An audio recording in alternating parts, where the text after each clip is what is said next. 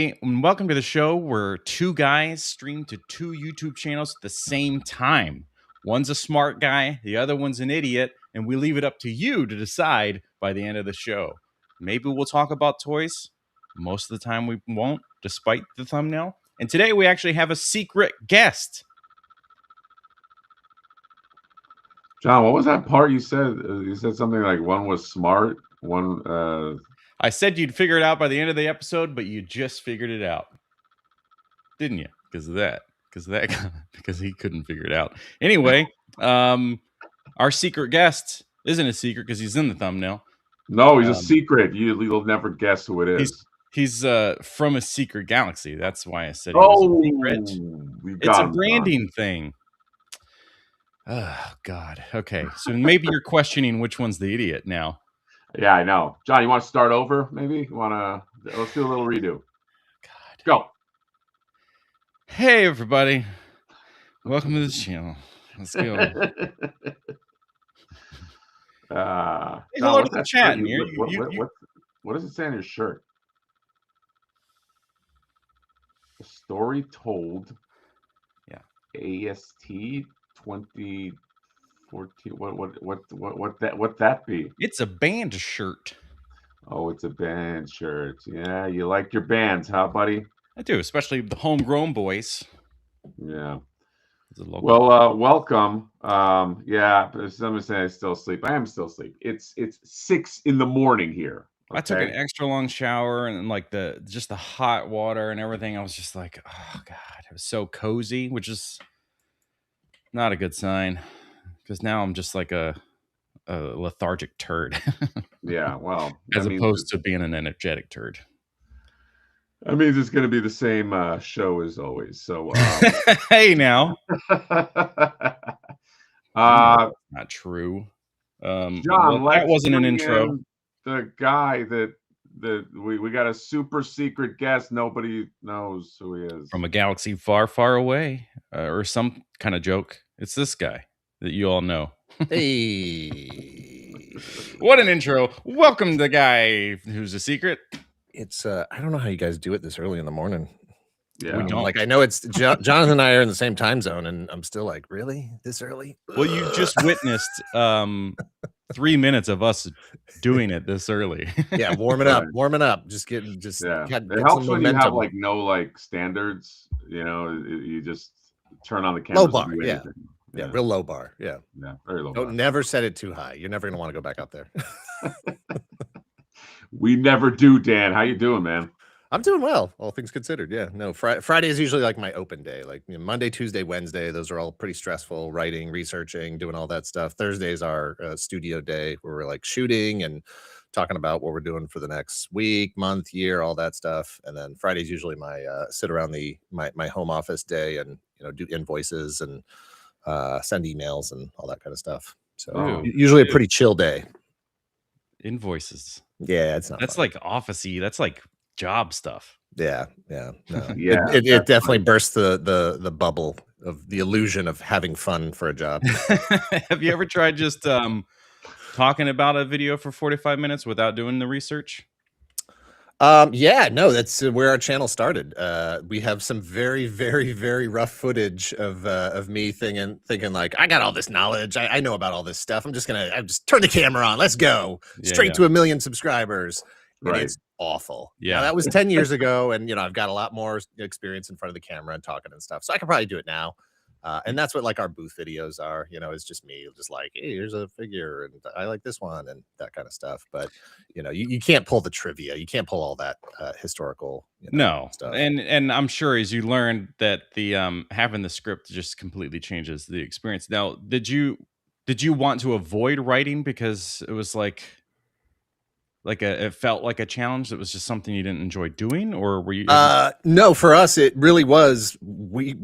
I thought I was just going to be able to wing it all off the top of my head and say exactly what I wanted to. And what we found was that wasn't very efficient because it was a lot of stuttering and stammering and that's not how I wanted to say it. Let me go back and fix it. And, it's like, it's harder to set up a joke. It's harder to, and we really, really, really, both of us are incredibly lazy and don't want to do anything. So it was like, if me trying to ad lib everything means it takes us an hour to shoot, 2 hours to shoot, you know, and Greg's got to spend like 8 hours editing because it's just me, like all this spaghetti sauce just coming out of my mouth.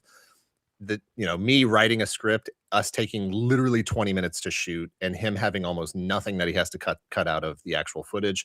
It's such a more efficient process for us. Yeah, it's the edit that's brutal, because then yeah, it's his job. I don't care. Yeah. Well, fuck him. Yeah. I'm the face. I'm the star. I get to. I do want to mention too, if people don't know, John, what were you gonna say? That Dan has an IMDb, and we know that he's done short film stuff. But I was just curious how long he's also been an actor. And if it's almost the exact same day that we started the channel. I have no. Okay.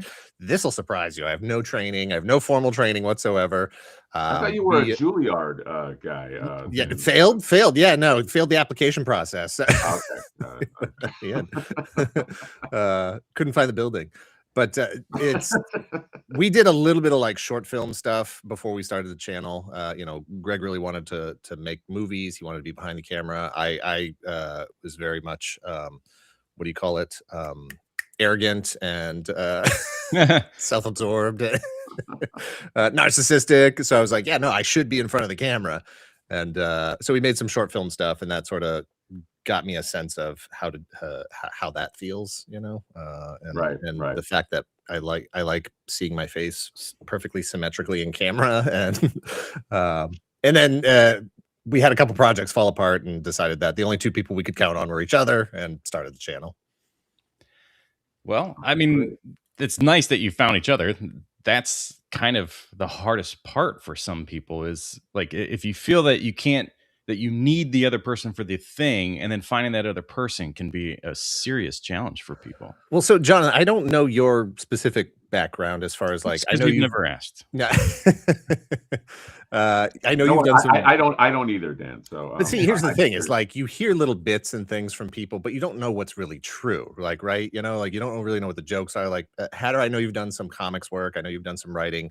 I know you do some writing, but I don't know actually what you write. And then Jonathan, I know you've done some voice acting, some acting yourself, but I don't actually know what you have done either.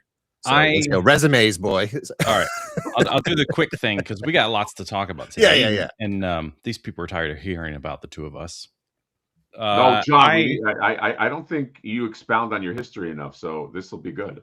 Yeah, take the mask off. Let's go. So much sarcasm out of this guy that I don't know if. No, I'm saying you. John, okay. I've taken off my makeup. I think it's time for you to take off yours. Okay. So Batman quote, everybody. Always wanted to be an actor. When I grew up, saw Jim Carrey, like that was the dream. I was like, that is what I want to be. Or a cop at the time. I have since decided I would never want to be a cop for so many reasons. But an actor could play a cop. Anyway, love Jim Carrey. That was the thing that led me. But growing up in West Virginia, there wasn't really any opportunities. I didn't know about anything until I moved to North Carolina in 2018. 2019 comes around, and I find an acting studio. They had an open house. I signed up there. So end of 2019 is when I started like actually acting and having an agent and stuff. Wow. I would love to do voice acting. Like that's a dream thing, but I also don't really actively go after it. So it's a dream that just kind of I'm constantly reminded of because of what I do now. And sometimes people reach out and ask me to voice something. That's always fun. Or I get to do things in videos of my own. But I am an actor locally. I don't really do theater where it's like 6 weeks of rehearsals and all that stuff because it's just the amount of time and demand. But I know I would love it. I do a lot of local commercials and industrial stuff where like it's just for the business. Things that I've never even seen the footage of. And then I've done like smaller theater things. Like I love like a 24-hour thing, or like we have a thing at the university here called Quick Scripts, and you basically show up that morning and perform that night for the audience. Okay, yeah, which is super fun. Yeah, we did a few 48-hour film projects, which if you haven't heard of that, it's basically the same thing. You have your team, you show up on Friday night, everybody takes their random selection out of the hat, subject, genre, main character, line of dialogue, and then you've got 48 hours to write a script, shoot it, edit it, and turn it in.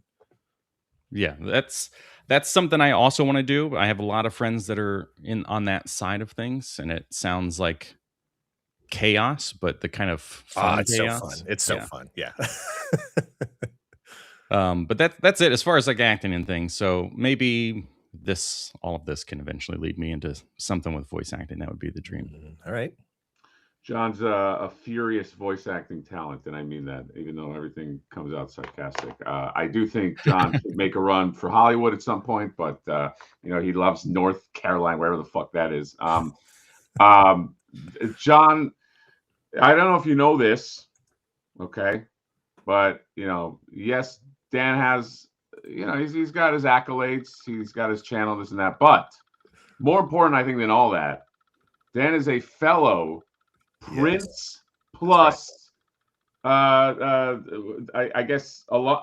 What do you call it? Like, it's like alumni, I guess. Veteran.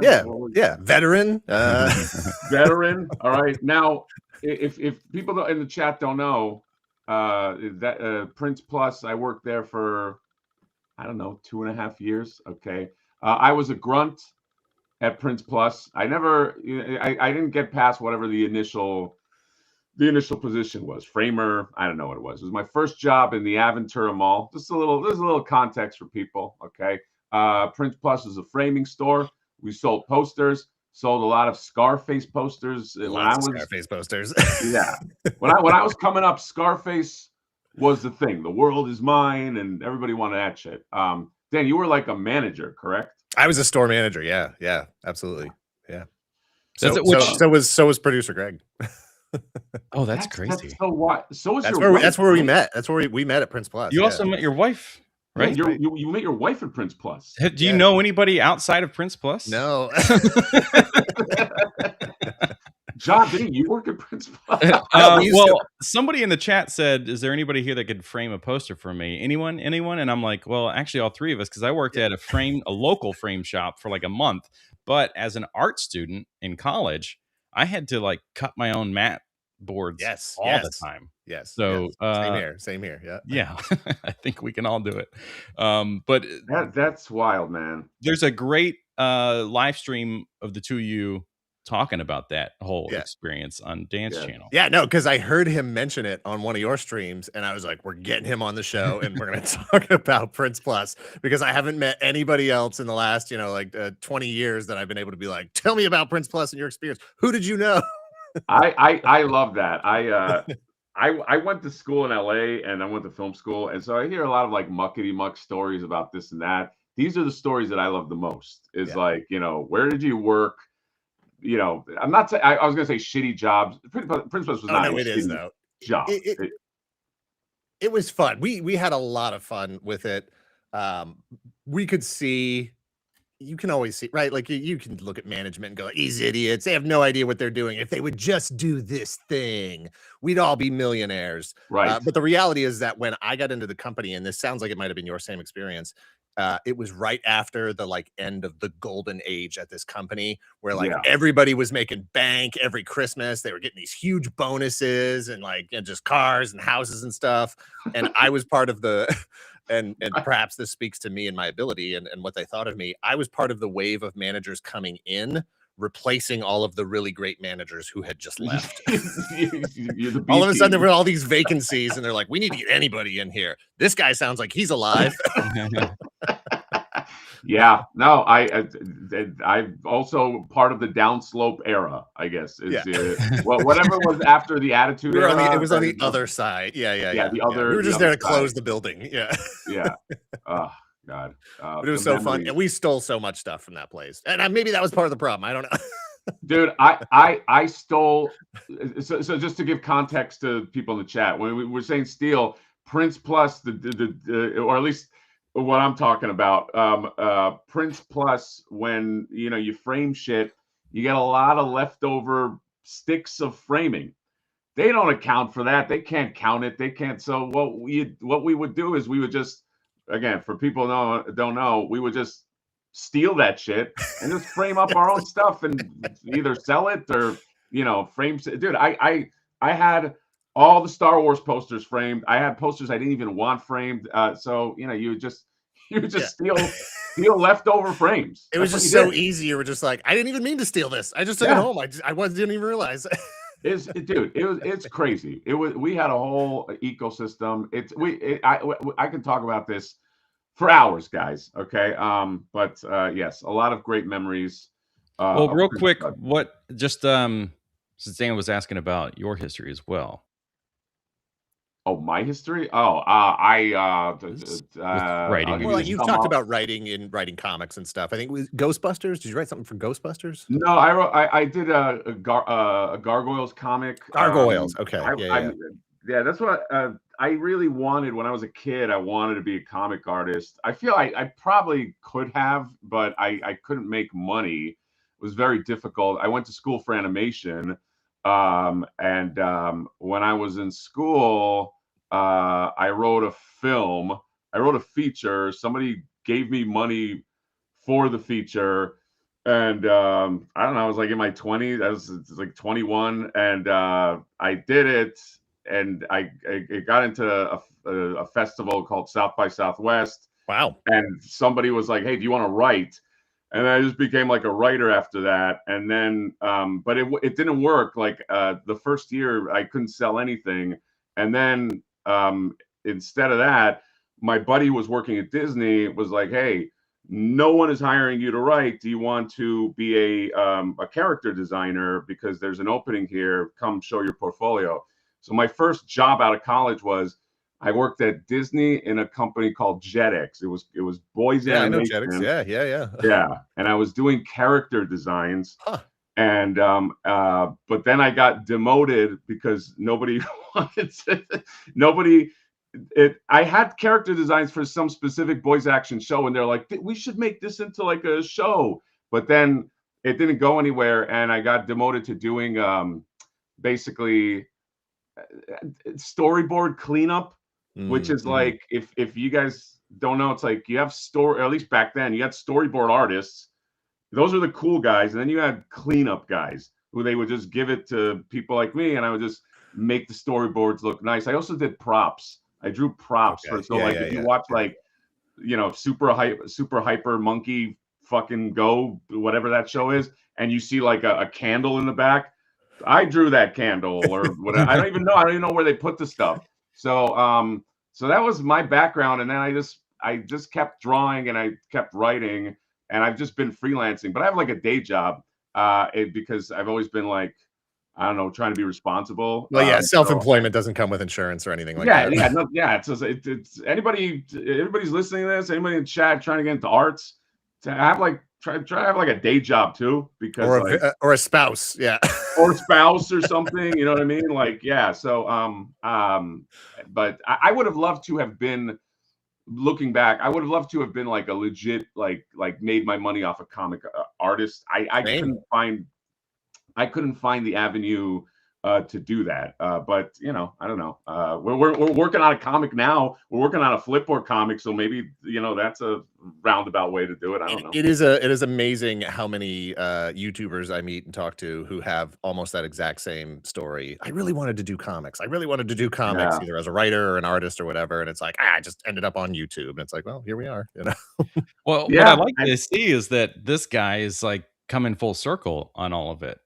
You know, he's got an action figure that came from a sketch, and then he wrote stories for it, and now he's got this how many pages? 150 pages? Yeah, I wrote a 150-page Flipboard comic, so you know, we're gonna try to make that, and I don't know. It's really funny. Good. It'll be like Motu meets South Park, and you know, we'll see. But this is an interesting. YouTube has been, as it has been for you, Dan, and also you, John. It's an interesting way to, I don't know. I felt like this should kind of like open other doors to do other things that I was always interested in. Yep. And I don't know. So yeah. Yeah, no, I've joked that, you know, over the years as I've met, you know, when I go to conventions and stuff, especially like New York comic conventions where actual like comic artists and writers and stuff are, I'll get stopped like by various artists. Oh, hey Dan, love the show. You know, I watch all the time. That's, oh, I drew this book while I was watching your, you know, your episodes and stuff. And that's always really cool. And I joke that, you know, this 10 years of the channel has just been a long con for me to make enough contacts and to be a big enough name to get into comics, which makes even less money and even less people care about. No, but it is a thing. I feel like all creative roads lead to each other if you want to take the road. You know, it's I don't know. It's like how many comic artists do you know that end up like I know comic artists that they end up directing a movie. You know, like it's like it's this.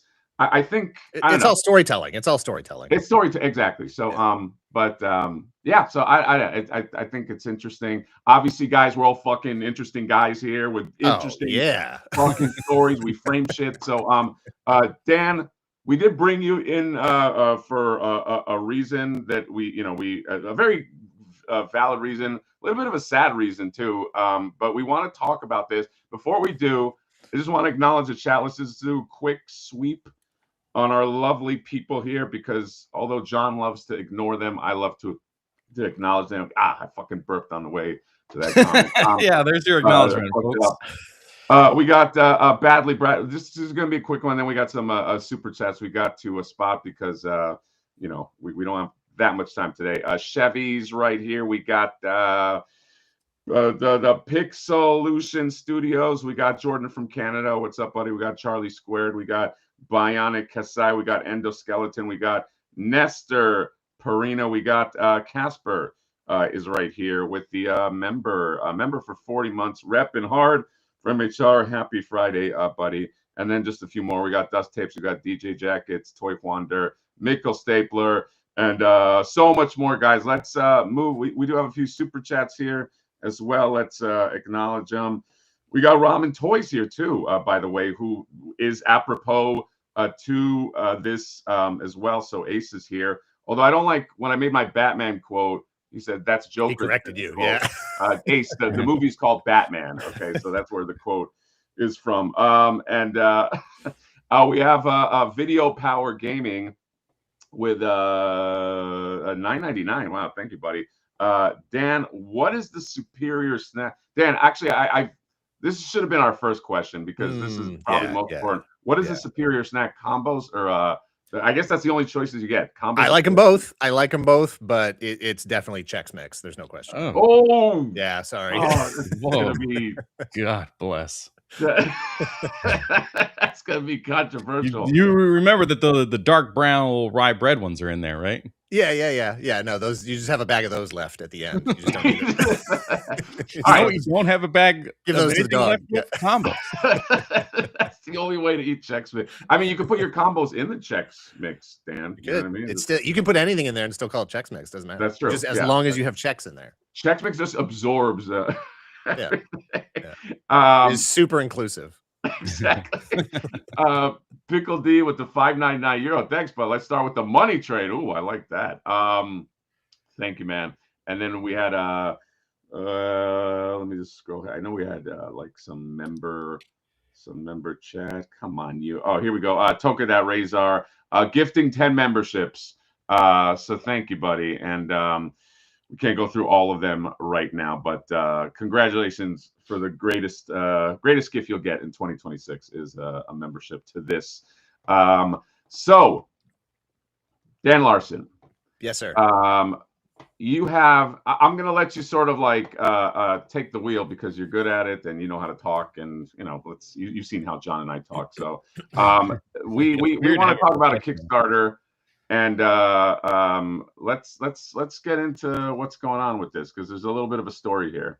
Yeah. So for those that don't know, Mighty Orbots was a cartoon that hit the air in 1984. It was on ABC. It was a cooperative effort of Intermedia, which was Fred Silverman. He was previously the president of all three networks. He's the guy who got like Scooby-Doo, made and on the air, right. And tons of other cartoons. And basically, once he had been president of all three networks, he went out and did his own thing called Intermedia. So Intermedia was his production company. Tokyo Movie Shinsha, the animation studio, and the ABC network. 1984, you've got it's the robot craze all over the world, but especially in the US. Transformers has just hit, GoBots has just hit, Voltron's out there, RoboForce, all of this stuff. And so ABC says, hey, we want our own Robo show. We want our own original robot thing. And so they get in touch with Fred Silverman, TMS. They make this show called Mighty Orbots. Previously, TMS had made the show Godmars in Japan. And so there are some similarities in the robot design if you put them next to each other, but it is a completely unique creation. It is a completely American, quote unquote, Western creation as far as its broadcast is concerned. And so this aired 13 episodes in late 1984, and that was it. One season. It actually performed very well for ABC, but they ended up canceling it because it wasn't quite good enough. They were facing down the juggernaut of a combination of Smurfs and the first season of Muppet Babies, and they were like, this ain't getting it done. We need something even bigger. And so the 1985 season, they replaced it with the Ewoks and Droids Power Hour or whatever it was called.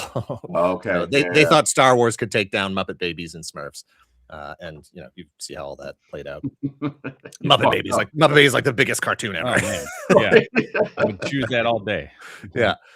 So in the meantime, Mattel had the toy rights, and Mattel started to put together a prototype for this toy.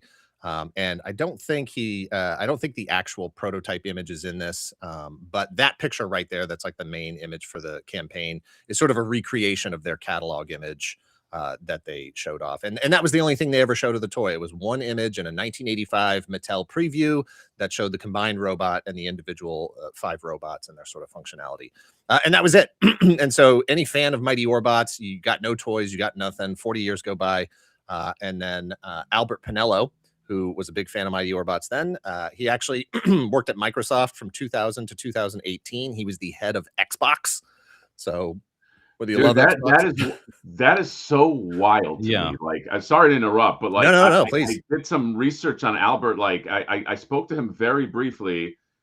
People reach out to you all the time, and you're just like, you don't know. And I was like, this is a super accomplished fucking guy. And so yeah, please. Yeah, no, he went from Microsoft to Amazon. Did Amazon. So yeah, no, he was a pretty smart guy, knew what he was doing, and lifelong toy collector, especially giant robots and that kind of stuff. And this was sort of like the one thing that it was his grail. He wanted it. He'd waited 40 years for anybody else, any other toy company to actually make this thing. And when he realized nobody was going to do it, in 2023, he started his own toy company called Machine Dream Toys, just to make this thing. In 2024, he connects with Ramen Toy, and he and Ace start figuring this thing out. How does it work? How does it look? How does it feel? How does it connect? What functionality does this thing have? And Albert's main jam was he wanted it to feel like this was new old stock. Like you got in a time machine, you went to Toys R Us in 1985 and pulled it off the shelf. Right. So no modern aesthetics as far as like articulation was concerned, or materials, whatever. Like he wanted this to feel like a completely genuine experience. You got rocket firing fists, you got turning heads, you've got die cast parts in there. But that's really it. He wanted to make it like 10-year-old Albert just got that Christmas present that he never got. He reached out to me in June of last year, 2025, to see if Secret Galaxy wouldn't mind collaborating on this and helping to promote it. And at the time I was like, yeah, sure, of course, absolutely. It's a really cool thing. We had just done a redo of our Mighty Orbots video and made a much more comprehensive video about that history. And so so you were already okay.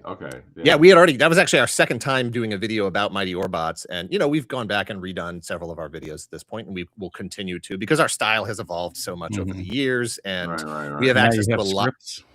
Well, we had scripts then too, but we have access to a lot more reference material and research materials and stuff. So I think we're telling better stories about these things at this point.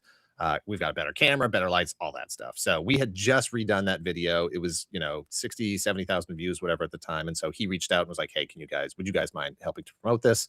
And we talked for about 45 minutes. And at the end of the conversation, he sort of dropped on me that he had stage 4 cancer and wasn't sure if he was going to live another year and said that the campaign was going to be starting sometime in either fall or winter. and that they were going to get it done as soon as possible. And so, that was shocking. I was surprised.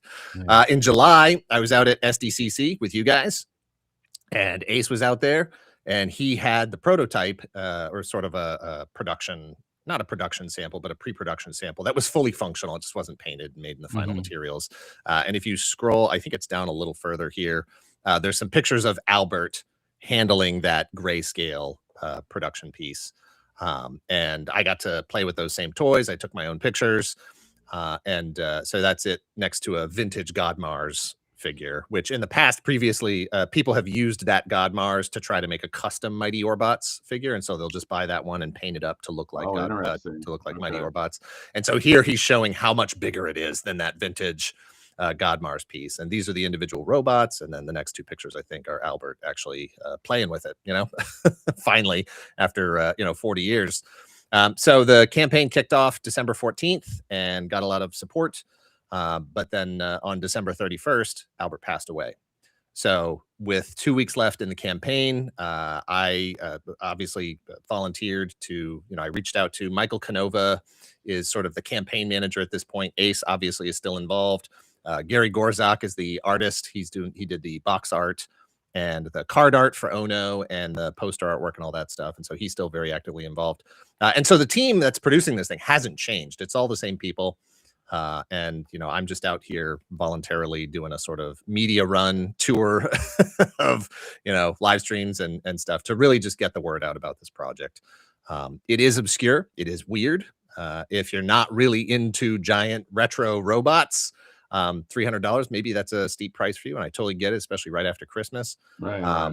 But the Ono figure, she comes with a little beam car, $20. And just yesterday, 2 days ago, they announced that figure is actually going to come blister carded, and there's a sample of the blister card art in there as well. And then there's two different shirt designs and the print, so you can get $20 Ono figure, throw a $30 shirt on there, throw a $40 print on there. You can back this campaign. You can still support this campaign if you don't think or don't want to go in for that full robot. But if you go in for the full robot, there's only going to be a very limited quantity of these things made. Who knows what the secondary market value could do after that? Yeah, I think that not to sound crass, but I think that there will be a probably very decent secondary market on a lot of these. I can't foresee many of these being made at the end of the relatively many of these being made at the end of the day. Yeah, I mean, I don't know what MOQ, minimum order quantities. I don't know what that would be on something like this. I don't know if that's hundreds. I don't know if that's thousands. I would guess hundreds in this day and age. But yeah, it's going to be a pretty rare thing after the fact. So 40 years later, it'll exist, but it's still going to be pretty rare. And then this is actually the evil version. If you check out the episodes, again, there's only 13 episodes. They're all on YouTube at the Mighty Orbots official YouTube channel. Yeah. This is like the bad guy version, Tobor. That is also fully combinable and will come with its own. This is for sale as well. Yep. There's you can get the individual, just the Mighty Orbots, or you can get I think it's $5 or $5.75 gets you both robots. Well, that's just robot backwards. It is. All of it is just robot puns. The individual robot names are, so the guy who invented them in the show is Rob Simmons. And then the individual robots are Tobor, Bort, Bo, Boo, Tor, and Crunch. Crunch is the one that sort of breaks up that whole thing. So I do have to say, because I did my own, just some I did a lot of research, guys. But I did sort of a peripheral sweep on this, and I took a look at the Mighty Orbots, I was like, oh, do I remember this? I took a look at the opening. The animation is wild. It's TMS. It is sharp, fluid, full animation. It is a very well produced show. Dude, I'm trying to see if I can share this. Hold on a second, because my shit is running super slow. Oh, John is already laughing like this fucking idiot. I just want to show everybody, because I'm just I'm a big animation guy, and I mean John is too. Can we all just watch just real quick the? Hold on a second. God damn it. Give us 5 minutes, folks. We'll be right back. John, help me. We need a commercial break. But no, I get it, and I can see people's Dan, comments, talk about obviously. 80s tees real quick. Actually, Gary Gorzak is the creative director for 80s Tees. So Okay. I get it. I see the comments that are like, oh, it's it's lame, it's ugly, it's cheap looking, it's blah blah blah, whatever. I get that, but you got to put yourself in the mindset of this is a thing that would have been released, in 1985. This is the thing that Mattel was designing, and if that appeals to you, do it. Like, Right. don't miss out on this opportunity. There's a specific type of collector that wants vintage stuff anyway. So Yep. There And is obviously, an audience for this. 100% there is an audience for vintagey 80s like style, because I see it across the board. I see it with like old He-Man, like is it Formo toys that make that they try to make like that, like recapture that vintagey style. I mean, I do see people in the chat, and everybody's entitled to their own opinion, but absolutely. there definitely is an audience for like vintagey sort of robots, and this was a show. Well, and what I want to stress to people is this is for the people who are into these kinds of giant robots from the past. Like the one I like to bring up, everybody knows Voltron, right? Everybody knows the 5 lions and the individual lions, take them apart. When you assembled them as Voltron, it didn't do shit. It was clunky. Like, the arms, the elbows didn't like really bend at all. You didn't have knees or anything. The gimmick was the combination. And there were lots of them out there that once you just put them together, like a lot of the Super Sentai, the Godaikens, that kind of stuff. Like the gimmick was just assembling this giant 15-pound thing that you couldn't do anything with. Right. I don't know if you know, there's one called the Galactic Gale Baxenger. And I had that one. It was the last Japanese robot we got before we moved back to the US from Japan. And it's basically Voltron, but it's 5 motorcycles. And it doesn't make any sense whatsoever because they're motorcycles, but then it turns into a giant robot once they combine. It's like, it's like how Devastator, right? Like he's always bigger in Devastator mode than the individual, composite robots. Right. But that one's even less posable than everything else. Like you can't do anything with that robot when you put it together. It just stands there. And that's the gimmick. The fun as like an 8-year-old with this toy was putting it together, taking it apart, putting it together, taking it apart. And that's the play value here. It does have rocket firing fists. It does have all the individual robots with their individual articulations, arms, heads, that sort of thing. And they all have rocket firing fists. You got the beam car that goes in the ship, in the chest of the robot, just like in the show. It's all there. Yeah. And look, it's the kind of thing where, what's the quote? Nobody wins unless everybody wins. I think that at some point, we all have we all have something vintagey that we love. And I love the idea that you could create in this day and age a Kickstarter for some obscure property. Let's face it, it is. And it has the possibility to get made, or it has a possibility. I have friends that love like old Kenner style. I have friends that they love. I know it's we don't want to age ourselves, guys, but vintage TMNT Playmates, which we do on the channel all the time, is old. And there was a Kickstarter a few years ago that sort of like recreated that. So I think it's important to have things like this that sort of, we're always going to have modern toys, and especially with like third-party companies, we're moving into the stratosphere of what toys can do. We have transforming sound waves now. We have sound waves where you go transform and it just does. So we're always going to be moving forward, but I do think that there is an audience for going back. And I also love the story behind this. And there's a tragedy in this story too. There is, and that's where I've really been stressing this, community support and buying in at that $20 level. You're going to get something out of this campaign. It is very rare that a toy-related Kickstarter comes up and you can spend $20 and get something out of it. Right. An actual figure that's going to be a blister carded figure of Ono and the little beam car. In talking to Ace on our stream last Saturday, I didn't want to put him I didn't want to box him in and put like a deadline on this or anything, but they've done all the work. The work's all done on this. This isn't going to be one of those things that's like, 4 years from now, I finally got my Mighty Orbots robot. He's saying within a year. So, No, you know what? I mean, Ace puts his money where his mouth is, can confirm. I mean, if anybody can confirm, I can confirm that. I mean, we got Flipboard out technically in 10 months. It was ready to go. We just got fucked because of tariff shipping and all of that shit. So Ace being behind, I said that not to make it about us, but Ace, namely, if he says he's going to do it, he's taking, because some people have asked me too, like, what's going to, I know Albert has passed away, what's going to happen? Ace was always going to be sort of the engine behind this that was going to get it to you.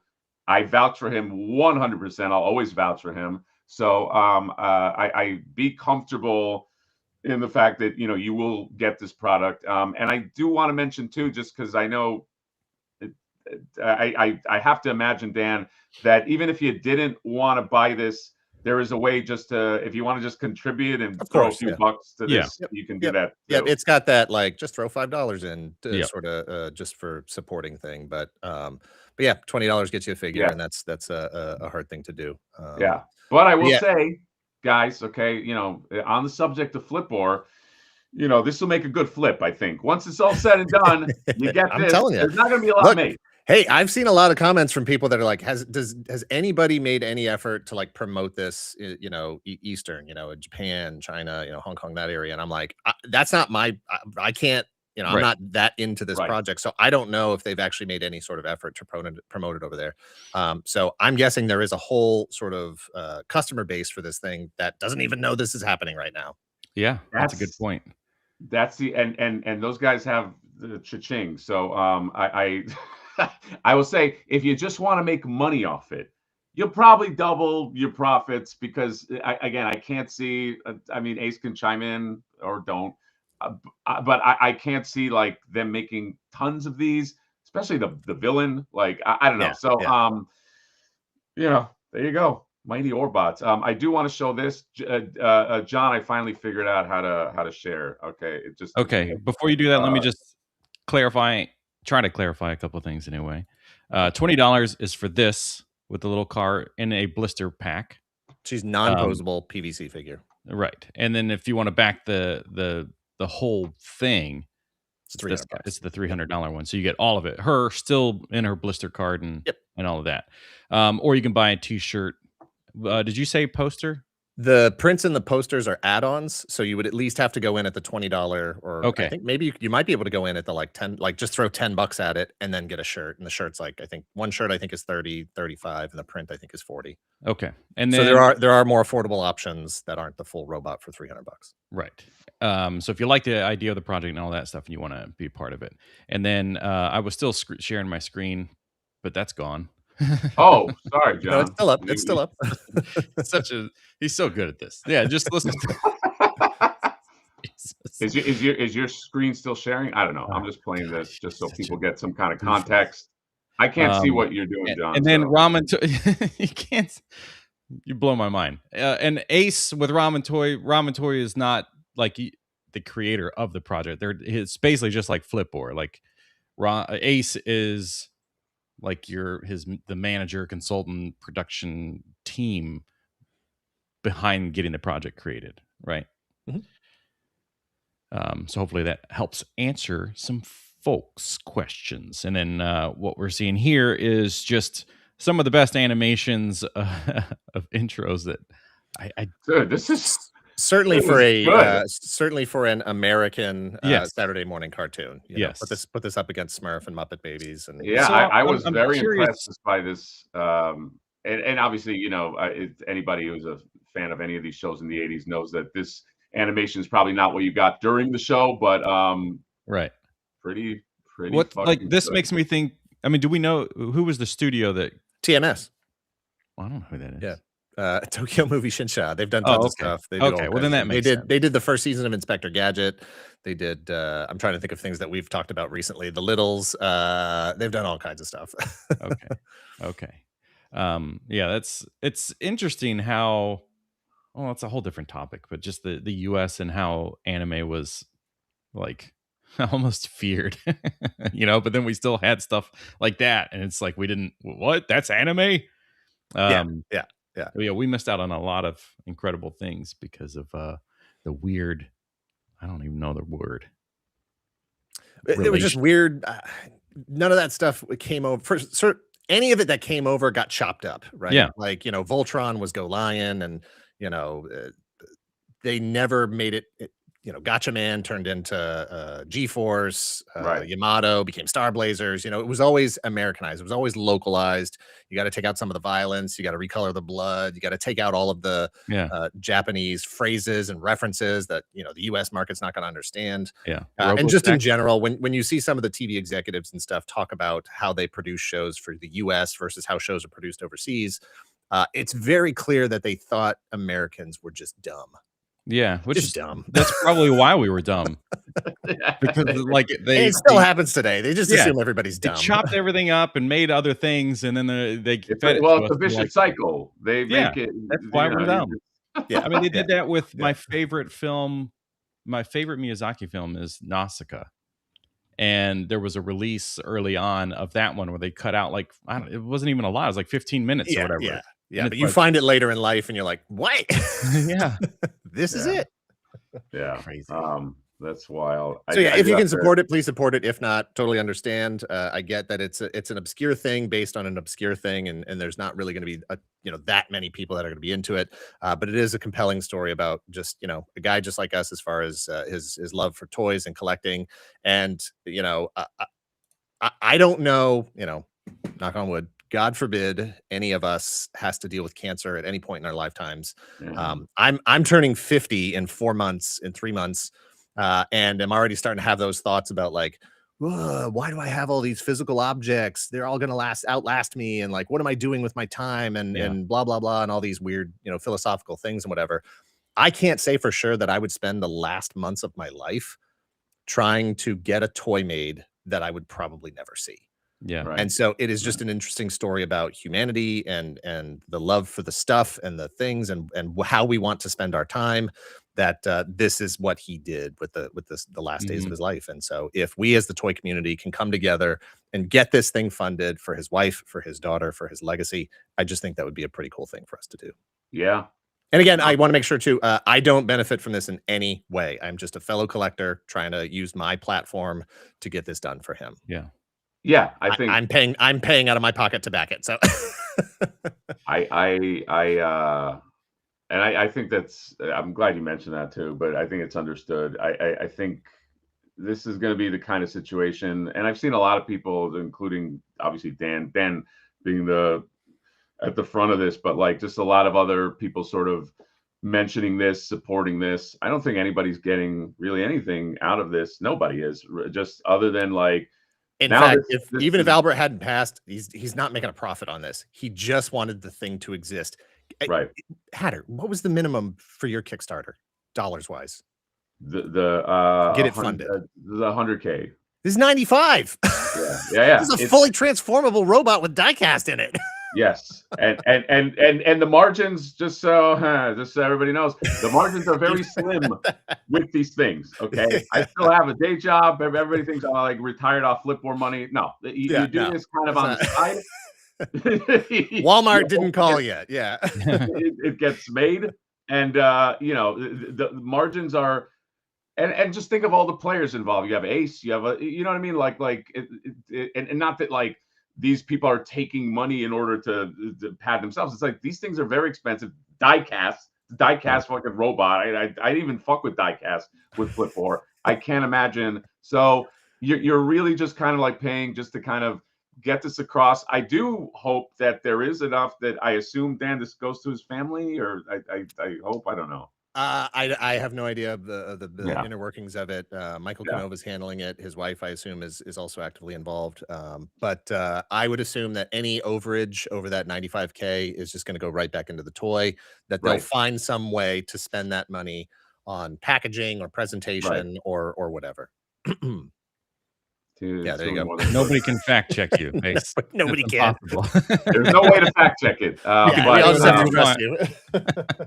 Yes, but I think this is a very again, this has now become, unfortunately, one of those. It's a story now, and and I do think it'll make it. We're very close. We're very close. I'm very So Tuesday at noon.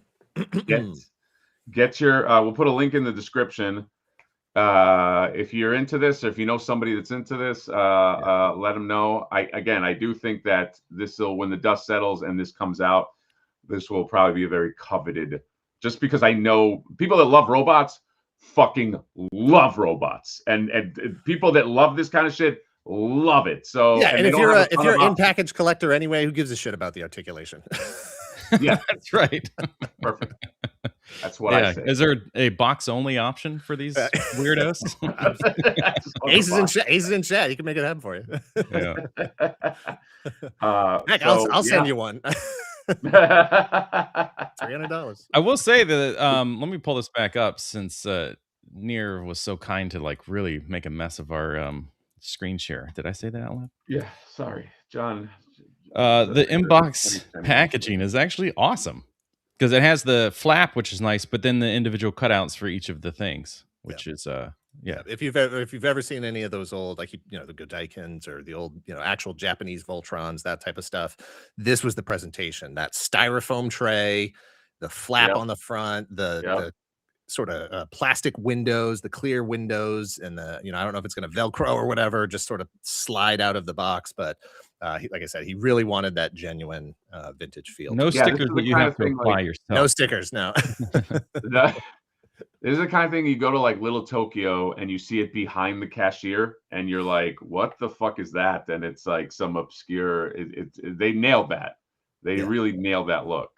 Yeah, Ace in chat just mentioned too. He ran the there's a mask archive site, mask reference website for Kenner's mask toys, and that's Albert's site. He built that and ran that forever. We've used that almost every time we've made a video that involves mask.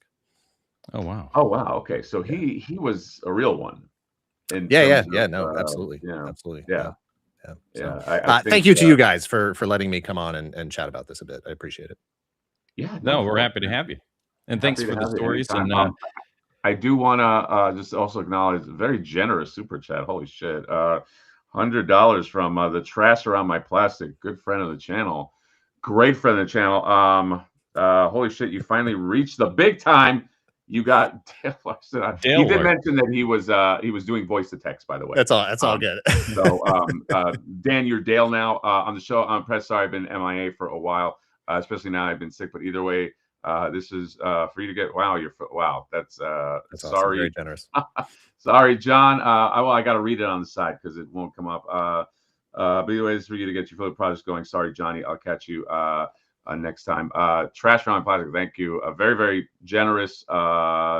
Everyone's always donating to his camera and lighting fund.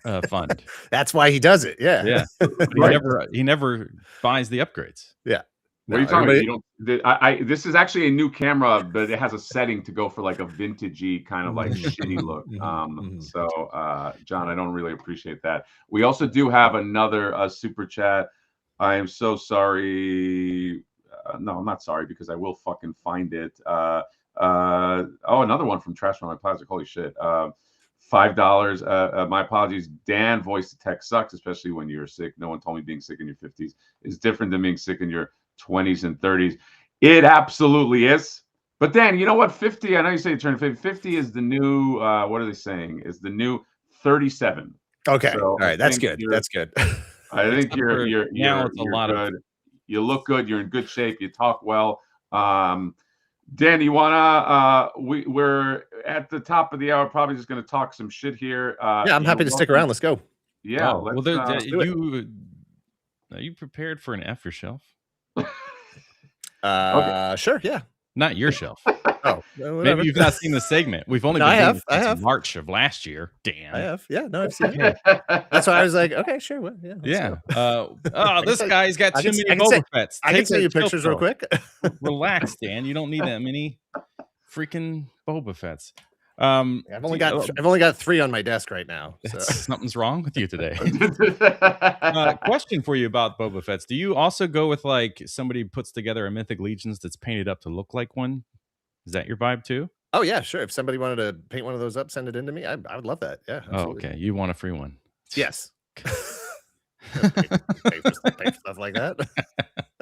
No, you know what? I know what I'm going to send Dan now because I am remembering that he's a Dan, I don't just assume it's Boba Fett. Like, would a parody of a bounty hunter be something that you would put on your shelf? Like, or does it have to be Boba Fett? I mean, I am partial to Boba Fett. He is pretty Right. pretty big deal. But yeah, no, that'd be cool. He would accept the free thing. I do want to acknowledge Needles right here with the super chat, $10. A friend of the channel, Mr. Needles, aka Gary Dolan. Fun fact: before Dan became Mr. Cool Bigwig YouTube man, we worked together at Microsoft. Oh, now I need to know who that is. Your success, dude. Gary Dolan. Oh, Gary Dolan. I don't know the name. Sorry. Nice. I assume what he means. I assume what he means is he worked at Microsoft at the same time I was working at Microsoft. Not that we necessarily worked together. Well, I hope that's the case, Dan. I hope that's the case. Well, when I think of Microsoft, I think of like one of these mom and pop like little places that, I mean, you have to know each other, right? We both worked at well, we both lived in exactly. California. Yeah. It was just me and like I don't know, like 30,000 other employees. Question: you said you moved back to the States from Japan. How long were you in Japan? 3 years. My dad was in the Navy, so when you were a little baby boy. Yep. We were there from 80 to 82. Wow. So right in the heart of like I had Transformers before they were Transformers. Right. I had GoBots before they were GoBots. I had Voltron before it was Voltron. I came back from Japan and I was the coolest kid on the playground. I was gonna say last time that ever happened. I was gonna say you were always Mr. Cool Bigwig. Yes, right. That's awesome. Because I had the heaviest backpack because it was full of diecast toys. Yeah.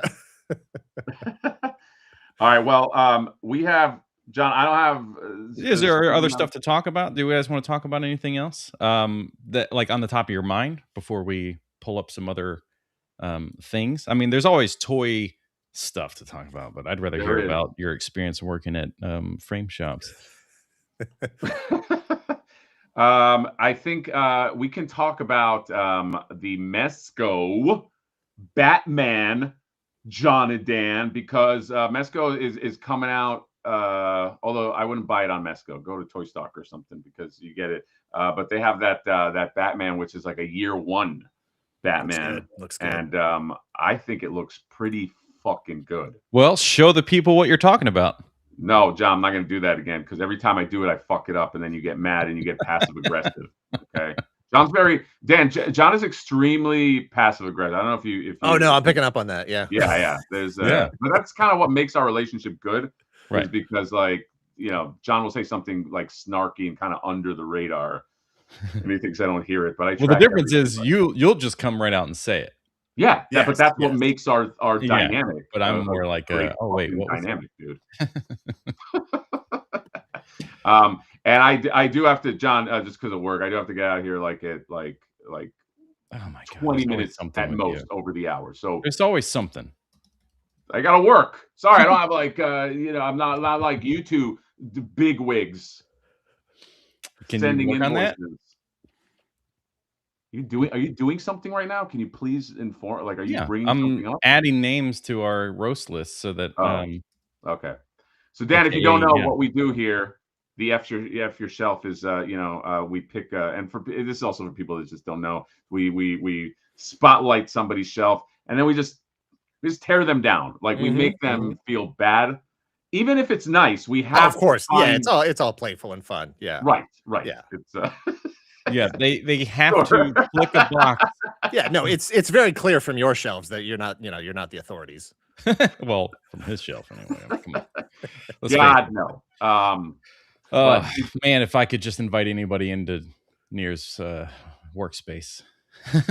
Yeah, my workspace is a disaster area, and it gets worse as you turn the camera. Something I think you should do that it's just going to help you mentally, and it may help you find a little more peace and like doing more reviews. Is like take a week and then just like clean up all the stuff that's like maybe a box or things that aren't put back in a way. Like accessories are out, and all the junk that's just kind of, because it'll happen to me. I'll have like 5 reviews that I'm working on in a week or something. So then there's just boxes and crap everywhere. And I'm just like, I get so stressed out. So then I just will take like a day and just be like, I don't have to work on anything. I have to put everything away. and then I'm suddenly like reinvigorated, and I'm like working on all the B-roll and everything. So yeah, I know. No, How do you have one kid? Yes, one. Jonathan, you have toddler. I have 2 kids. Mm-hmm. Okay. Yeah. But John's kids are not human. That's the thing. John has 2 feline kids. That's what I thought. So let's bring has some 2 context kids. into this. Chat, I think it's a good lesson. Not in passive aggressiveness, chat, but like what John did just now. That's a good way. I mean, it doesn't work on people like me because I'm like, I mean, let's face it, like hyper intelligent. But if you want somebody to do something, you put it on yourself. You go, hey, I need you. You should clean up because I also have that issue. And God, gee golly, it helps me.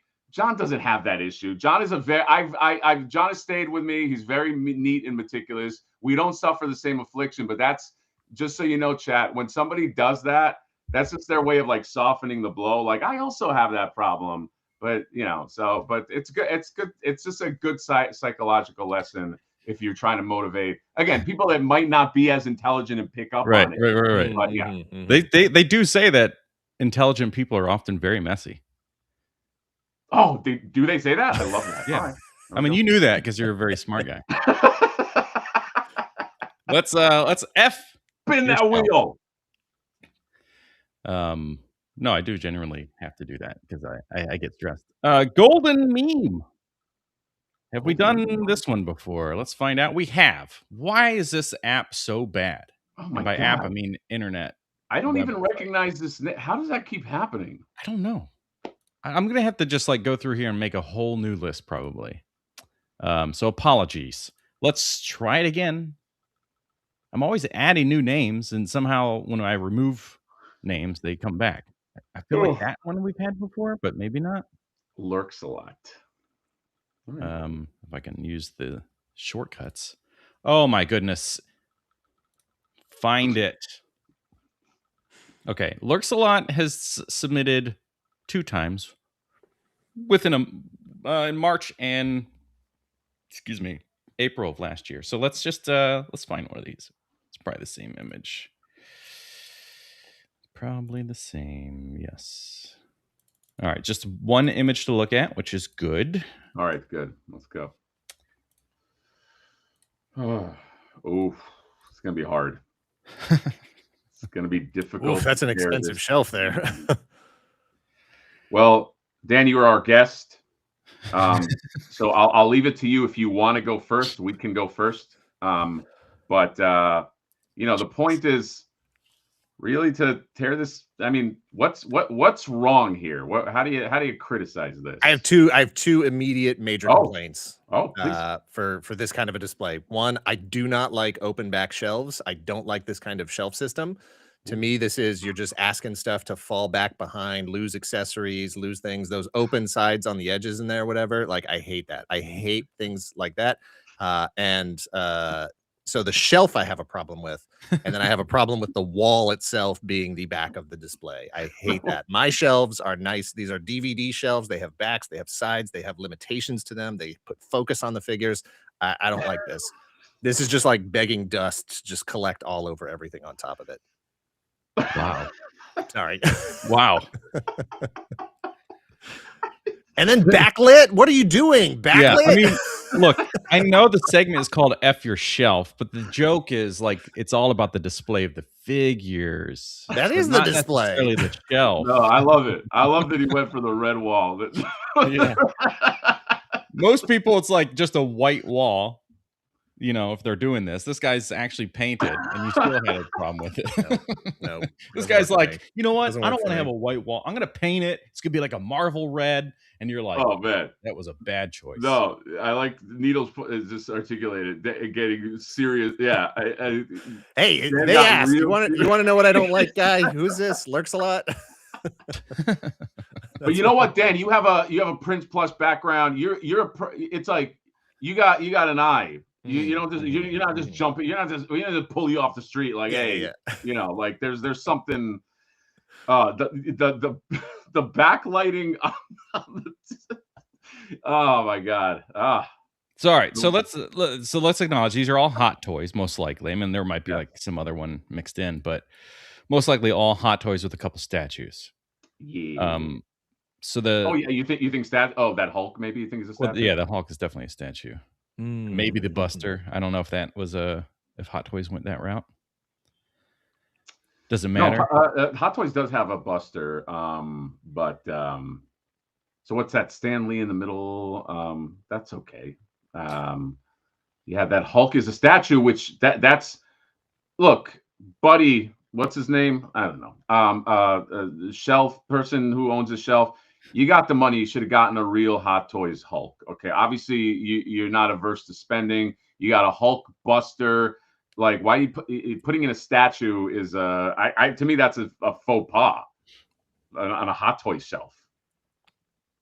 It can't be a statue, John. Can it? Really? Of course, I mean, I say maybe it's like one of those Mondo things where it's like it's got like a alternate like torso. Like I can't imagine he would put a statue there.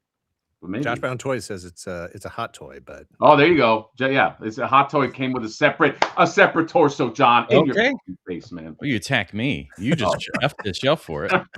Sorry. I am just angry about the lighting. The lighting drives me absolutely nuts. That low light that just kind of like disgusting. Yeah. It makes him look like an evil villain. Yeah, that's right. It's definitely, yeah. Just a cinema tip for anybody, that low lighting, you're telling ghost stories that way. You know what I mean? It's an ominous. It's an ominous light. You need to counteract it with. Yeah, well, Hulk is picking up on it. He's about to just crush the crap out of Stan. Right. He's just about to take him out. Yeah, and the red wall. And then the same thing's kind of happening here. We're like not understanding lighting. We got an overhead light, thank goodness. But then you get this Marvel sign that's so bright that now we are looking at shadows of our figures here. Like you've positioned it the wrong way. You see it all the time with people taking selfies and posting them online, and the sun is like over their shoulder.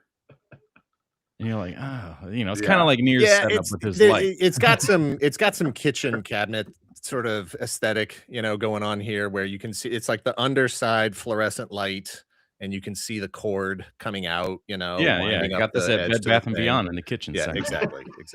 Yeah, like a jar. You should just put a jar of peanut butter in here. It would look right at home. Yeah, would have at least made the shelf look better. Yeah, I love some peanut butter. And I'm with somebody in chat said they didn't like all the stands, and I agree with that. I don't have none of my figures are on stands. I don't have any stands. Wow. If that figure won't stand up by itself, stand of all stands right there. If that figure won't maintain its balance, then it's crap, and you need to put it in the trash can. Oh, okay. So just veto stands just in okay. I have no stands on my figures. If it won't stand up, get out of here. In my opinion, I don't collect stands. I collect figures. Yeah. You collect Boba Fett's. I think that if you're doing a dynamic pose, like it's flying, but find one that doesn't have branding all over it. Look, people need to learn from me. Look, I have a Gundam and a lamp right here. That's how you do it. I like that. That's now, if it was a Gundam that is a lamp. Sure, but I don't collect lamps. This is my only lamp. I got one lamp. How many lamps do you need? Always got an answer. Also, I'll say the bottom row, since we're kind of leaning towards Iron Man 3, which was the worst of the three. It's also it just makes the display suck. Oh, that's that's Iron Man 3. It's heavily Iron Man 3, so it makes the display bad. Wasn't that? Oh, okay. Wow. All right. I didn't know. Isn't that unfortunate? Imagine spending that kind of money to promote Iron Man 3. That sucks. Yeah, I want to get these highly, photography accurate, lifelike action figures that have incredible posability, and I'm just gonna stand them all here like mannequins. Okay. Can I sell you some Titans? Do you think red walls was a choice, or do you think he moved in and the walls were red and he said fuck it? Like, no, that's definitely a choice. Definitely, it was definitely to put the emphasis on the sort of Marvel thing. Okay, yeah, red walls. Yeah, man. I mean, it's almost like these issues we're mentioning sort of devalue this whole thing. Like it almost makes all of this worthless. This is one of those things where if they posted it online and they're like, "Hey, selling my collection, and this is the photo you got." If he was selling it at half the street value, you'd be like, it's not really worth it. Right. It's That's yeah. his I own mean, fault. it's only a few $1,000 that you wasted, but yeah, that's I like man, we've had good luck. Dan, we had Wade from Unparalleled Universe, and he also really viciously ripped in as you did. I feel like our guests do better. Maybe there's a lot of because we do it every week, we don't have that pent up I don't get to because Dan, you don't really bash people's shelves on your. No, I try to be positive and polite and considerate and all that stuff. But when you're in the gutter, you just got to pretend like you're there and you know what you're doing, so you don't get beat up. So. Please tell us more about this. Try to be positive thing. Well, Mr. Larson, thank you for showing up with not just yourself, but a great purpose. The Mighty Orbots is the Kickstarter. Dan, it'd be great to have you just on the show just to do regular shoot the shit stuff too. Sure, yeah, absolutely. That would be a lot of fun. But yeah, but we're not going to keep affording your rates. What happened? We can't keep affording his rate. I think we could find money. I mean, your super chat. Hey, look, it's my fault. I shouldn't have taken a personal check from you guys. That was stupid. Oh yeah, never do that. But yes. Hey, look, the total's gone up. I got it on my other screen over here. The total has gone up since we've been on the show, so I appreciate it. Oh, has it? Yes. Oh wait, let me actually. I'm gonna bring this up. Don't worry, people. I'm not gonna share because obviously I don't know how to do that. Mighty Orbots Kickstarter is up to, as of right now. I mean, it's going to make it. So this is going to get made, which that does in a good way bring out the FOMO, because there's this weird thing where people get casual with Kickstarters this isn't going to get made. I don't have to worry about it. But once it does, I know a lot of people engage and panic, and they're like, oh, fuck, it's going to get made, and now I don't have it. So, yeah. And I should mention this because somebody said this, I think, and not on the chat, but they said this to me privately. I cannot confirm if this is one of those deals where this is the Kickstarter and then Big Bad Toy Store also makes this. I wouldn't take a chance. I don't know, and I have not heard. So if you really want this, don't rely on a retailer might get it. Just get it on. Yeah, and hey, look, if in the spirit of this, fuck shelf and stuff. Excuse me, it's F your shelf. We don't have. Oh, that's not what the F stands for. Fuck your shelf stuff. It's just it's a family friendly channel. Sorry about that. I didn't realize so many kids were watching. That's why you do it in the morning so the kids can see. Look, you can't make your videos after the fact saying how terrible this toy is unless you own one. So you got to get in and buy one if you're going to talk about how terrible it is. That's it. Oh, yeah. Yeah, put your money where your mouth is. That's how I used to sell people computers when I worked at Microsoft. You won't know it's bad until you give us all your money. Yeah. No, tell us. Look, you hate Microsoft. Come buy one and tell everybody how terrible it is. That's why Dan got the manager position, and I was just a grunt. Because you know why I left Microsoft. Part of it was the pandemic. They closed the store, so at that point I had to leave. But they wanted us doing all kinds of other stuff. Like, I just wanted to be in sales. I just wanted to sell stuff. Right. That's what I'm good at. Storytelling is all about sales, right? That's like, if you're a good storyteller, you're probably pretty good at sales too. If you're a good actor, you're probably pretty good at sales too. And all I wanted to do was do sales. And I was like the top salesperson in my store, in the region, all of that stuff. But they wanted us doing things like summer camp stuff with kids and teaching little workshops and stuff and doing all this other crap. And I'm like, every second you take me off the floor from selling, I am not making you money. Right. Yeah. Let me go do what I'm good at. Stop making me do all this other crap. Yeah. We got you in this position because you're good at that. But now we need you to do things that you have no, I don't want to be a well-rounded employee. I just want to go do sales.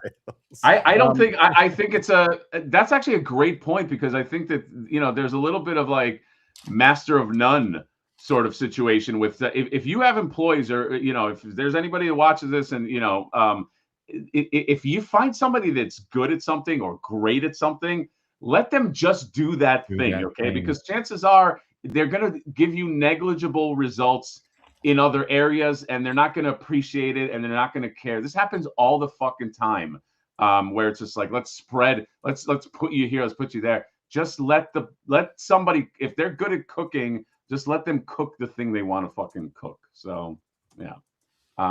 Ace is just mentioning a lot of logistic stuff here. So in case anybody knows, also somebody mentioned something about like we skip chat. I don't. As far as I know, you read it. You read it. We read all There this. was like a whole conversation happening about how you didn't read the $100 chat. I saw that. There's a whole back and forth. That really says more about them watching this and like obviously not paying attention.